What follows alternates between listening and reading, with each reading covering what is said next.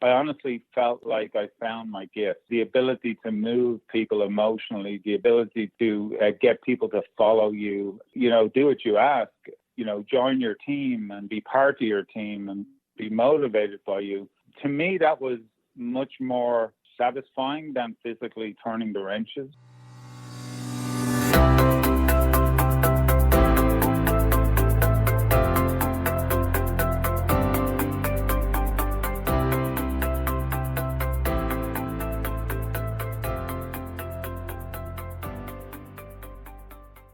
My guest today has 41 years of experience in the home services industry and has elevated his expertise into a motivational leader and speaker who embraces change and passionately guides people into overcoming obstacles to succeed. His enthusiasm for lifelong learning has led him to become a Ziglar Legacy Certified Trainer and a John Maxwell Certified Speaker, Trainer, and Coach. The company he founded in 2003, originally Abacus Plumbing, is a premier home services company in Houston, Texas. Under his extraordinary leadership, Abacus has achieved the Better Business Bureau Award of Excellence 10 times, 3 of which were the prestigious Pinnacle Award, garnered national attention for its record growth, and was named one of Inc.'s 5,000 fastest-growing companies in 2010 and 2011.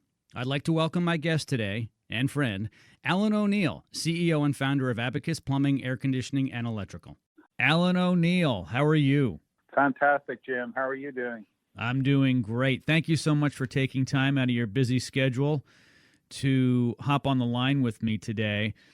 I have to say, I've known you for a long time, and I remember when you were a junior in this business. However, you have really graduated, and I have to commend you and congratulate you on a fantastic job from really starting out as a plumber, turning wrenches, to running and building and scaling first-class home service companies. Congratulations. Well, thank you, Jim. I appreciate that. It's been an absolutely fun ride. 19 years this year since we started. But I wouldn't swap what I do for the world. It's been a fantastic journey. I know that you have an East Texas accent. Why don't you tell my listeners a little bit about your start? You started in Dublin, Ireland as a child. Why don't you start there and give us a little bit of an idea of what it was like then and how you got here to America? Yeah, so you're absolutely right, Jim. I'm an East Texan, 6,000 miles east of Texas in Dublin. I grew up and started. I was the son of a labourer. My dad had no particular skill. He worked for the Irish Glass Bottle Company, and he worked for that company for 49 years, went in there when he was 15 and came out when he was 64. So that'll give you an idea where I may have got some work ethic. My dad never complained, went to work every day, just was a happy man. When I graduated the equivalent of high school over there, my dad's ambition for me was to get a trade. He would always say, get a trade and you'll never be idle. I registered with the National Apprentice Agency at the time in Dublin. First job that came up, the first interview they sent me for was as an apprentice plumber. Got the job, started working as a plumber, ended up staying with that company for 7 years. Then went on to work a couple of companies. The two most notable, I worked for a few years in Trinity College Dublin, which is a famous old university in the centre of Dublin, as a maintenance plumber. And then I worked for Aer Lingus, the national airline, for a few years. That was probably my favorite job. But while I was in Aer Lingus, I saw an ad in the newspaper one day for a worldwide lottery for American green cards. I entered. Without even talking to my wife, I entered the lottery, because I really didn't think I was going to get pulled out of it. 15 months later, my wife called me and said, hey, there's a letter here from the National Visa Center in the U.S. And when we looked into it, it was we'd been accepted. We'd been pulled out of the lottery and been accepted. Crazy story, but that's how we got here. It is a crazy story. I mean, I bet you had no idea. You hadn't even imagined moving to America, raising your children in America, starting a business in America. I can't imagine you would have even thought of that as a young working man? No, Jim. I mean, myself and my wife always had this little bug about maybe we'll go to Australia someday, maybe we'll go to America, but never really took it seriously. But once we got the visa, once we were picked out at lottery, we really start looking into it. Now, I'll tell you this. If I'd have known how difficult it was to move across the world with two young children and one on the way and start all over, like we had nothing, we'd no car, we'd no job to go to, we'd nothing. I mean, literally, whatever money we brought with us, that was it. And, one good thing was, Jim, that the airline gave me a year leave of absence. So I had a safety net. But we came and we said, we'll give it a year. If it's not working out, we'll go home. Through a series of events, ended up before the end of the first year with the company I was working for, they offered to promote me from plumber to service manager. And that was kind of the start of my foray into management. It's just incredible. Alan O'Neill is joining me today here on the show, the CEO and founder of Abacus Plumbing, Air Conditioning, and Electrical. Besides that, he actually manages other companies as well. He is an American success story. I've said this many times, and I truly believe it. Some of the most successful people here in the United States were not born in the United States. They come from other countries and excel. As a matter of fact, in case you're interested in learning how to become a millionaire, be born in another country and move to the United States. You're 4 times more likely to become a millionaire if you immigrate here. So it's interesting fact. The people who really, really want to live that American dream can come here and build great things like Alan O'Neill has with Abacus Plumbing, Air Conditioning, and Electrical. Speaking of that, let's really talk about your roots. Tell us about the home you lived in. Yeah, Jim. So, I lived in the centre of Dublin, in inner city Dublin. We lived in a place called Pearse Square. And the square was about 50 Victorian houses in a U shape, and they were all built in the 1840s. But when I was growing up and when my parents had me, I was a baby, they were basically tenement houses. So there was 3 or 4 families in every house. We lived in 2 rooms of the house, basically a living room, sitting room, kitchen, and 1 bedroom, which ended up, there was 5 of us in that bedroom. So my mom and dad and 3 kids. There was no indoor plumbing in those homes. If you wanted to go to the toilet, there was an outdoor toilet in the backyard. Now, it was actually a little shed with a toilet in it. We didn't just pee in the grass. So, and bath time was, my mother had a big old steel bath, and we'd all take turns. She'd heat the water on the stove, and we'd get in the bath. And but when I was about 12 or 13, we actually moved into the house next door, and we had the entire house. My dad was handy, he had no trade, but he knew a little bit about plumbing and electrical, and so he started modernizing the house. And then when I started in plumbing at the age of 16, I helped him put in the bathrooms and, plumb the house properly, so to speak. From 16 on, we had a bathroom, but prior to that, there was no bathroom in the house. So a very, very humble, very, I would say lower class, upbringing. But having said that, we didn't need anything.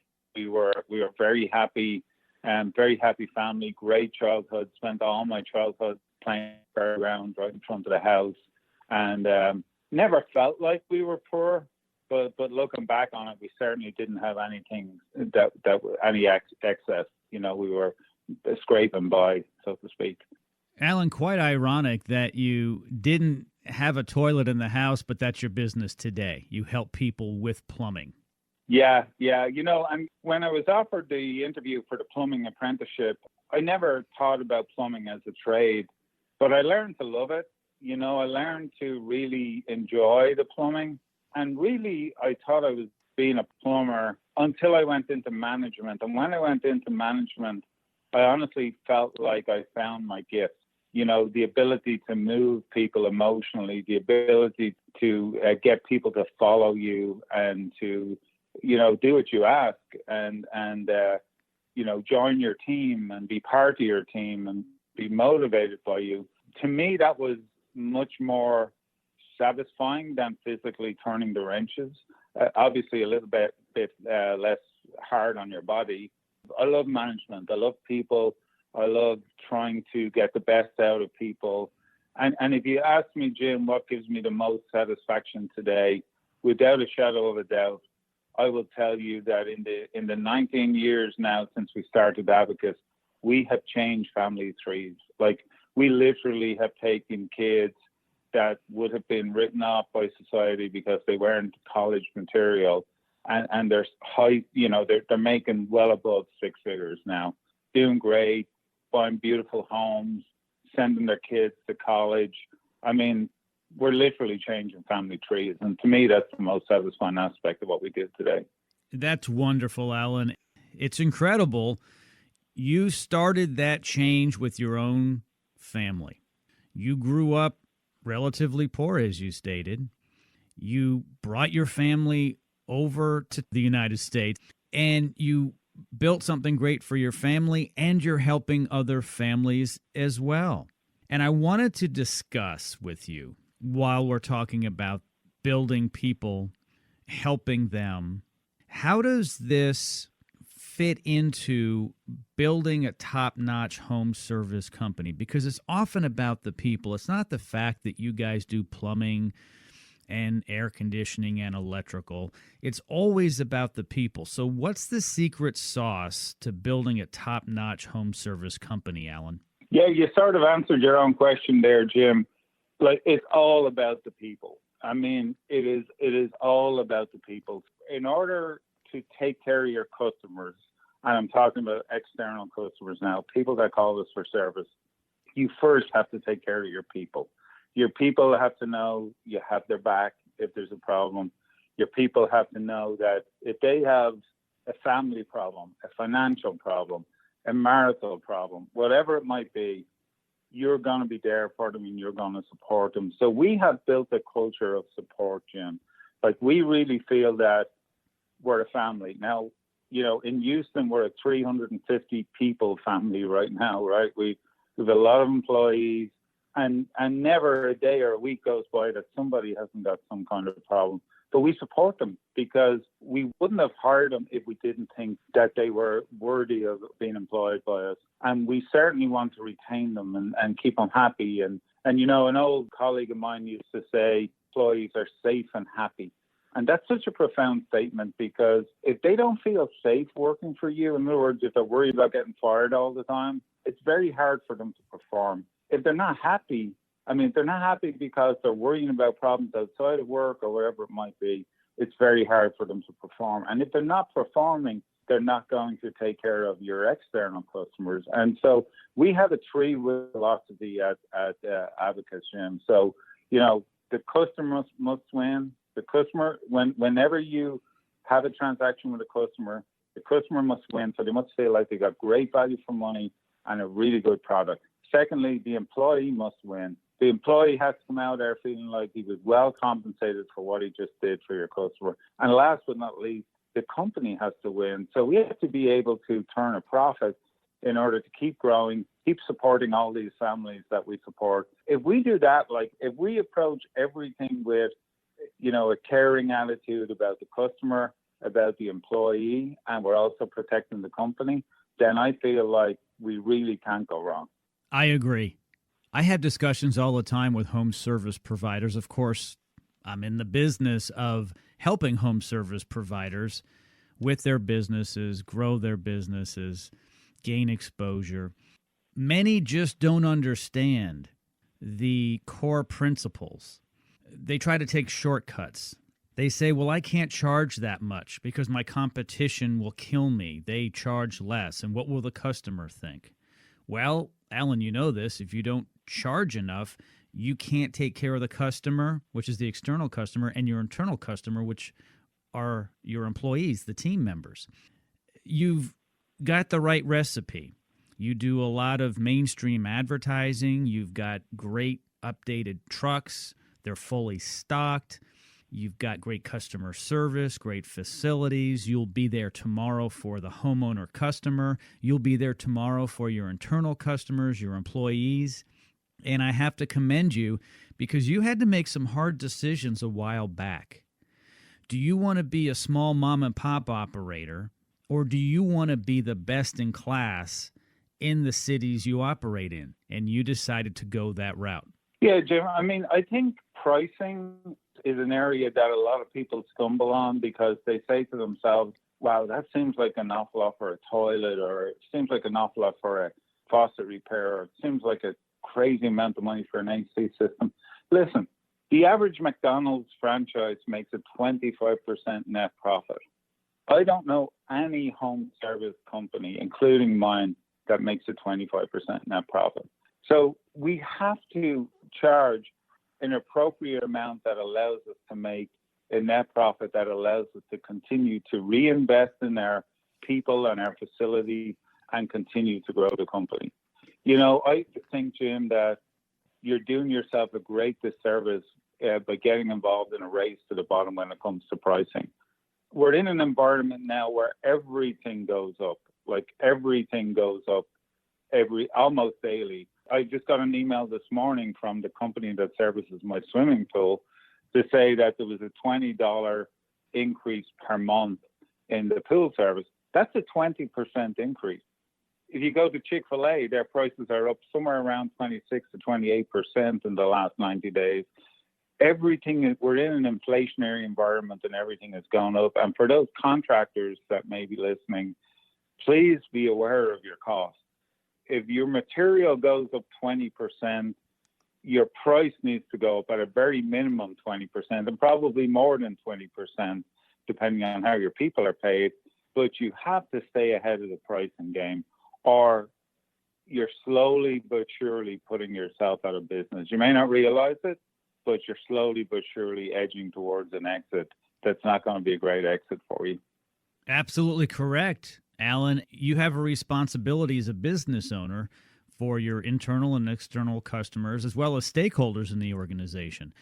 And an organization that's not healthy is worth nothing to anybody in the long run. So as you said, in the short run, you may not feel it. It's kind of like not taking care of yourself, but you're going to be in poor health when you're older and you're going to die younger. Well, same thing with your company. You need to continue to do the right things. And as Alan said, if your costs go up by 20%, your pricing to your customer is going to have to go up by at least 20%. And that's just the way it is. But you have a responsibility as a business owner to maintain that company and to grow the company, to have a healthy company. I could almost say a healthy family, because I know Alan treats his people as family and he treats his customers as family. On another note, Alan, for the people who are listening who haven't achieved what you've achieved and are wondering, what's the best direction for me to go with advertising to begin with? Is it TV, radio, internet? A lot of people do social media. Smaller individuals or companies do a lot of networking. What is your suggestion to a smaller operator who wants to scale to the size you've become at Abacus? Yeah, so I'll qualify this, Jim, by saying it's much more complicated today than it was 19 years ago when we were starting or in our infancy. Back then, hardly anybody was doing TV. Nobody was doing pay-per-click advertising or SEO or any of that stuff, right? But the one thing we always did, Jim, we found a sweet spot of 10% of our revenue goal, not 10. So say we were going from 2010 to 2011 year. We would decide what we wanted our revenue to be in the year 2011, and we would spend 10% of that, of the revenue we were trying to achieve, not of the revenue we just achieved, but we would always plan on spending 10% of revenue to get to that revenue goal. Now, without bragging in any way or patting myself on the back, we have never missed a revenue goal in 19 years in business, and we have never not grown. So I know that formula works. What you spend it on is entirely up to you. Now, you know, the instant gratification comes with pay-per-click. So you put some money into pay-per-click on the internet, typically the phone will ring from that. But, you know, things like, I'm still a believer in direct mail if it's done properly. I think reaching out to your existing customers that already know and like you is always very powerful. The thing about TV is you have to have consistency. I'm personally not a big believer in cable TV. I'm more of a believer in broadcast TV, but it's horrendously expensive. The other thing, though, I think that is very, very important, and believe it or not, Jim, you'll smile when I tell you this, but the referral program we use today, I got from Howard Partridge 15 years ago. Howard is a big believer in referral marketing. We have a system where if Jim Clout refers a friend and the friend tells us Jim Clout referred him, we'll send Jim a certificate for 10% of the value of that call that Jim can either send back to us for a check or he can use it on his next service. And so having a great referral marketing program, even if it's a $50, $20 Starbucks gift card to the customer that refers you, I think is one of the cheapest and most effective ways to keep growing your customer base. I'm not gonna sugarcoat this.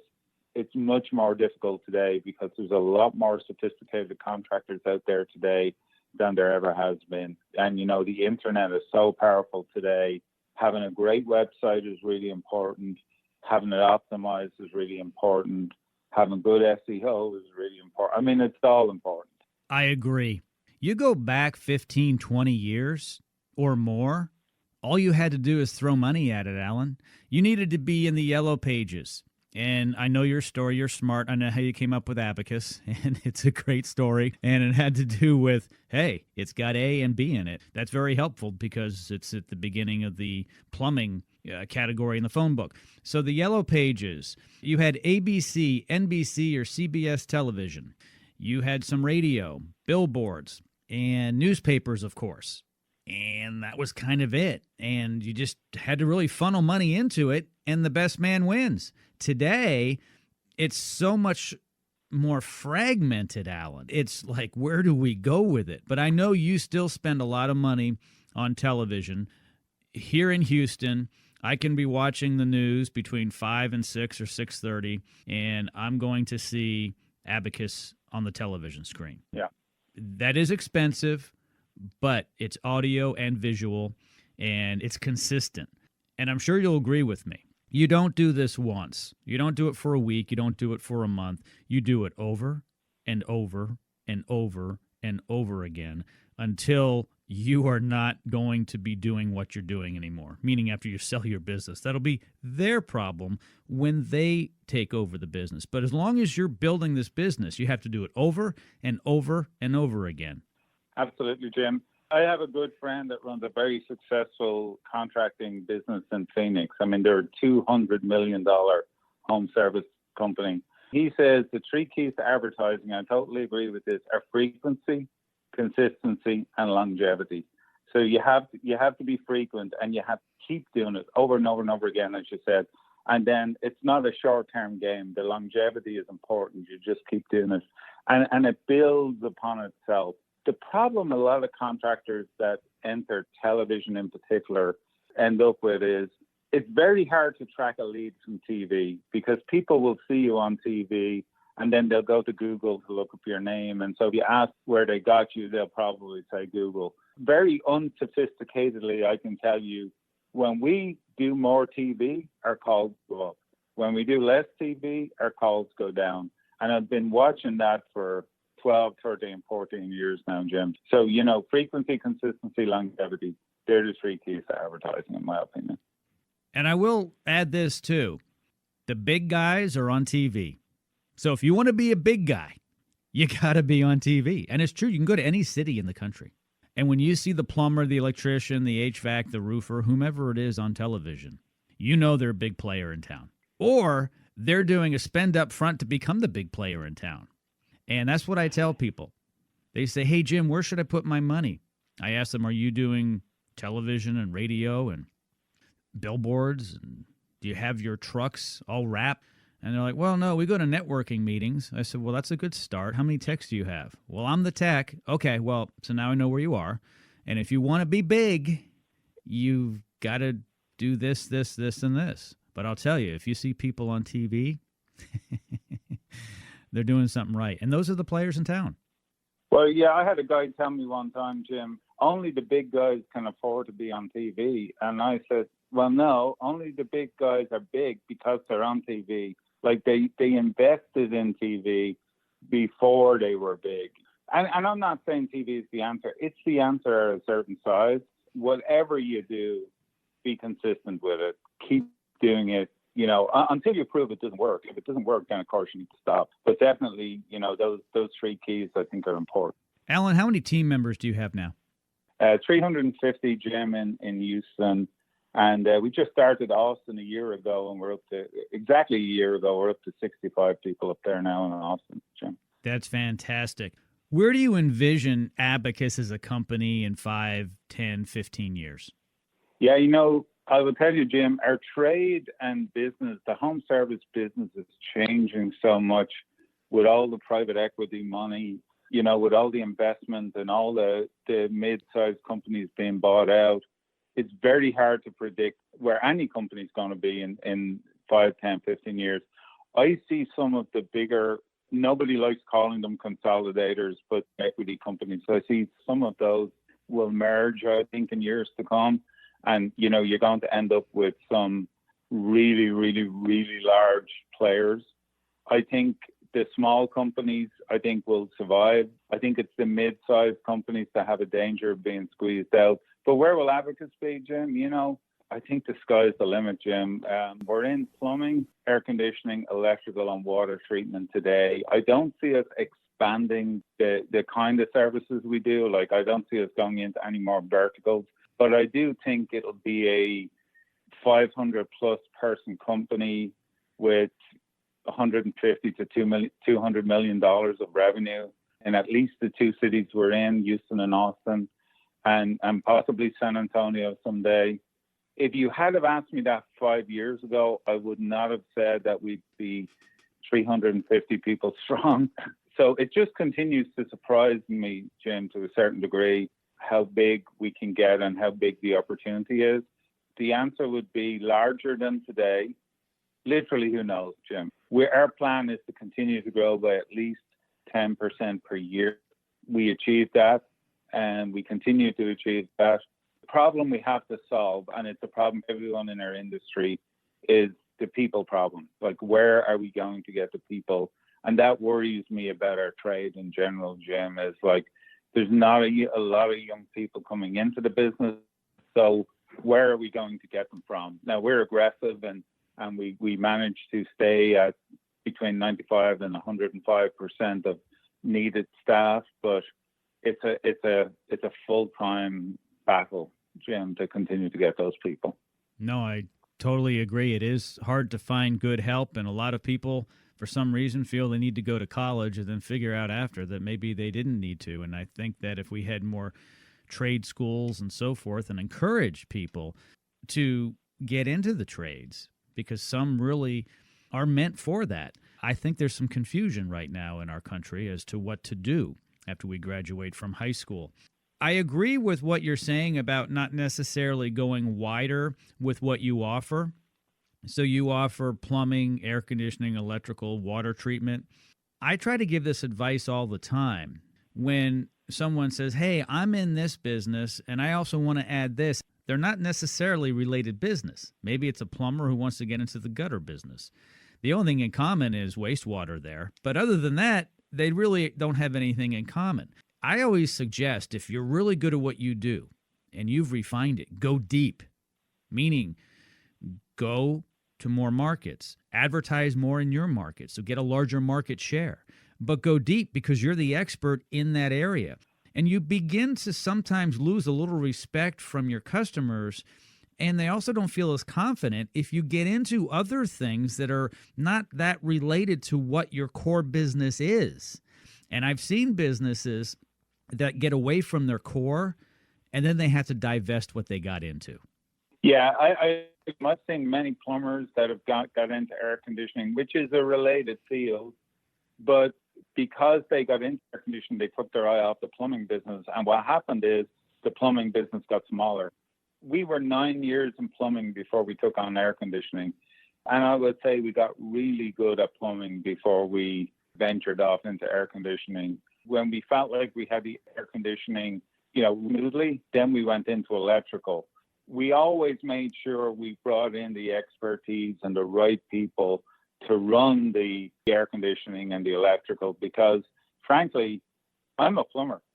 I don't know very much about air conditioning. So I needed to make sure that when I wanted to start air conditioning, I brought in enough expertise from outside to make sure that we could service our customers properly. And that's the key too. So having the right people on the bus is super important.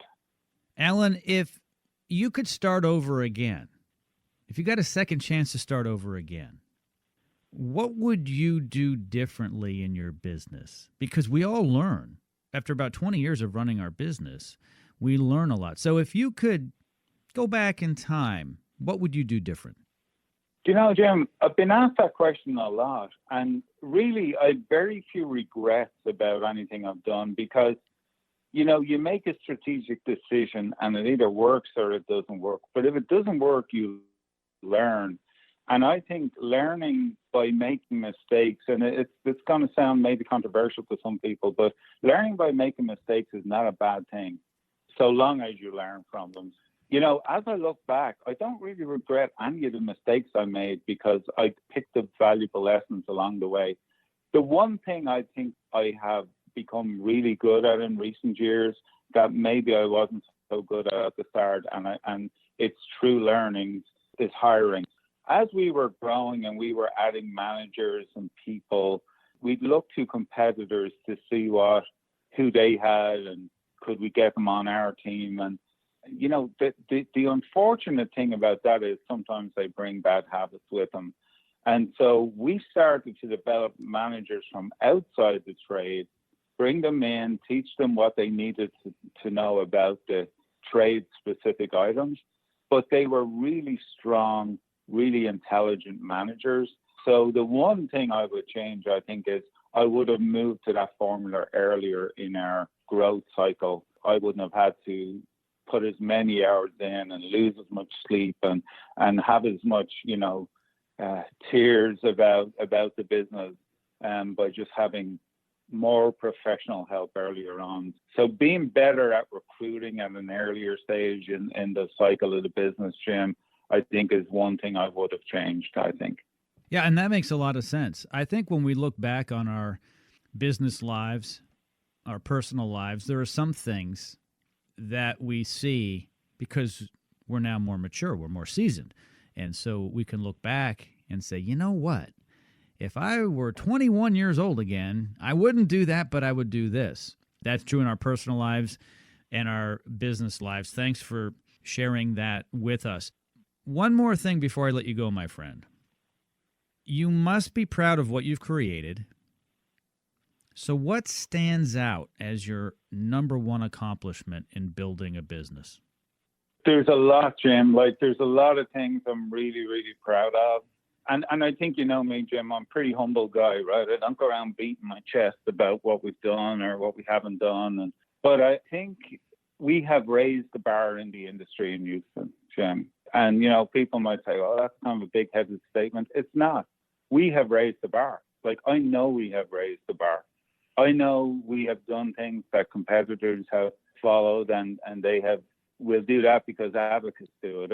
And don't get me wrong, there's some really good competitors in Houston, but I feel like we've raised the bar in the industry. But I think what I'm most proud of is, Jim, we've done it the right way. We've not done it by lying, cheating, and stealing. We've treated everybody well.